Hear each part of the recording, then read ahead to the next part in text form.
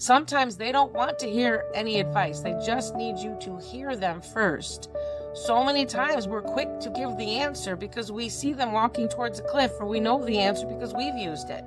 There's things that I've done that I'm now able to use as tools to get myself out of that place of depression. But there was a long time that I was using nothing to help me get out of that, and I did not feel seen, and I did not feel heard. And you have to come to that place first to connect with somebody so they can trust you enough to be able to do that. And as a mom, that's really hard to do because you don't want to see your kids hurting. I would say that's one of the hardest pains, to watch your kids suffer through something.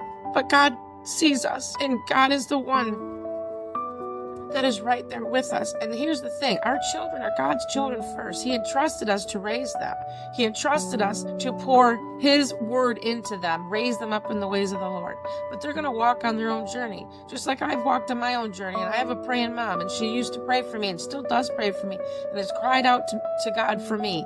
I was a very rebellious teenager, and I got myself into a lot of trouble. And there were times that I'm sure that she was grieving for her little girl and also angry. She had all the emotions, and she was probably even angry with God, praying for me and covering me in prayer. And because of that, I'm okay today. What I'm saying is that God did something radical in my life and transformed my life.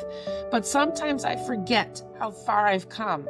And when I'm speaking to my children, I forget that. So if any of my kids are listening, my heart is here. I am so sorry for that. Sometimes you just need to listen.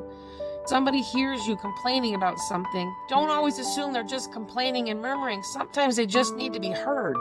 Sometimes they need to know that there's safety in just saying how the situation occurs to them, even if you can see that what they're saying is wrong or what they're saying is contributing to the problem. It is okay to just listen.